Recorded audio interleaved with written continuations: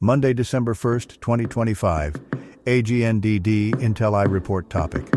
Death toll in Hong Kong apartment complex blaze rises to 146 as the city mourns. Please pardon any visual and informational inaccuracies in this entirely AI-generated article-based video.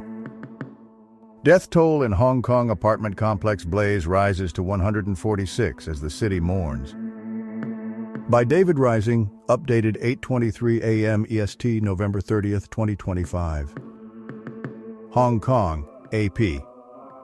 The death toll in Hong Kong's apartment complex blaze rose to 146 on Sunday as investigators discovered more bodies in the burned-out buildings. A steady stream of people placed bouquets of flowers at an ever-growing makeshift memorial at the scene of the disaster, among the worst in the city's history. The Hong Kong Police Disaster Victim Identification Unit has been going through the buildings of the Wang Fuk Court complex meticulously and has found bodies both in apartment units and on the roofs, said the officer in charge, Chung Ka-chun. The buildings remain structurally sound, but the search has been slow, he told reporters, still wearing his white coveralls with his hard hat and respiratory mask at his side. It is so dark inside, and because of the low light, it is very difficult to do the work, especially in places away from the windows. So far, the team has examined 4 of the 7 blocks, Chung said. The latest searches turned up another 30 bodies, including 12 that had already been discovered by firefighters but hadn't been recovered, said Sang Shuk Yin, the head of the Hong Kong Police Casualty Unit. A further 100 people are unaccounted for and 79 have been injured, Sang said. At the scene, well-wishers bowed and said short prayers or left handwritten notes among the flowers. This really serves as a wake-up call for everyone, especially with these super high-rise buildings, said Lian Shuzheng, who waited in a line of hundreds of people to add her flowers to the growing cluster. People have also donated supplies to those who lost everything in the blaze, which started Wednesday and took until Friday to fully extinguish. The 8 buildings of the Wang Fuk Court complex in the suburb of Tai Po had all been clad in bamboo scaffolding draped with nylon netting for renovations, with windows covered by polystyrene panels. Authorities were investigating whether fire codes were violated. Other constructions by the same builder are halted. Hong Kong officials announced late Saturday they had ordered the immediate suspension of work on 28 building projects undertaken by the same contractor, the Prestige Construction and Engineering Company, for safety audits. The 5-alarm fire at Wang Fuk Court, Tai Po, exposed serious deficiencies of PC&E and site safety management, including the extensive use of foam boards to block up windows during building repairs, the government said in a statement. The company did not answer calls for comment Sunday. 3 men, the directors and an engineering consultant of a construction company, were arrested the day after the fire broke out on suspicion of manslaughter, and police said company leaders were suspected of gross negligence. Police did not identify the firm by name. Those 3 were released on bail but then re-arrested by Hong Kong's anti-corruption authorities, who have also arrested a further 8 suspects, including scaffolding subcontractors, directors of an engineering consulting company, and the renovation project managers. In recent days, multiple petitions have been started online calling for a proper investigation of what went wrong at the apartment complex. But China's National Security Authority also issued a warning Saturday, saying it would support Hong Kong in taking a hard stance against any disruptive actions linked to the disaster.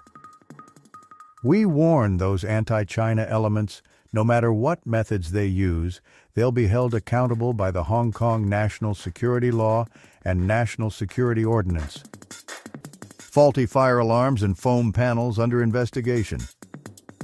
The apartment complex of 8 31-story buildings in Tai Po, a suburb near Hong Kong's border with mainland China, was built in the 1980s. It had almost 2,000 apartments and more than 4,600 residents. Many are now housed in short-term emergency shelters or city hotels, and authorities are working on longer-term solutions.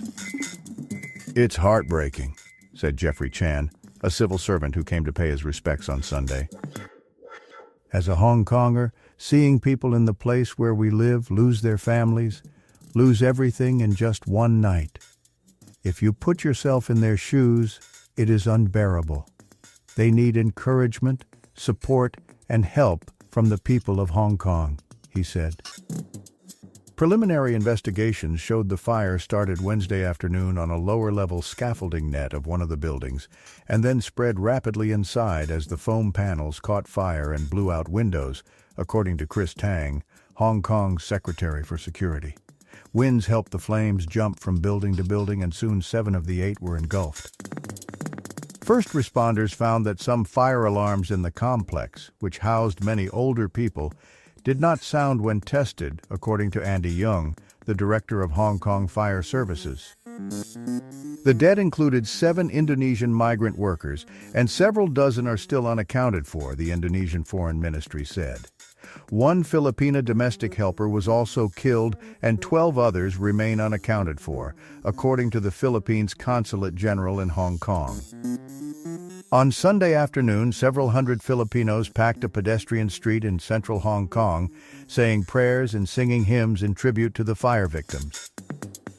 In Beijing, the Ministry of Emergency Management announced a nationwide inspection of high-rise buildings to identify and remove fire hazards.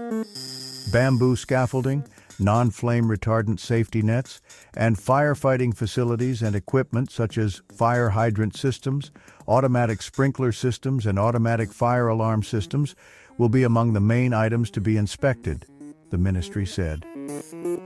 The Wang Fuk Court fire is the worst on record since a warehouse blaze in 1948 killed 176 people. The deadliest fire in Hong Kong's recorded history was the 1918 racecourse fire, in which more than 600 people were killed, according to the city's Antiquities and Monuments Office. AP video journalist Ayaka McGill contributed to this report. David Rising covers regional Asia-Pacific stories for the Associated Press. He has worked around the world, including covering the wars in Iraq, Afghanistan, and Ukraine, and was based for nearly 20 years in Berlin before moving to Bangkok. Thank you for watching this AGNDD Intelli report, dear viewers. Please like, subscribe, and click the bell button to get notified during new uploads. And make sure to tune in next time. Stay safe and healthy. Cheers.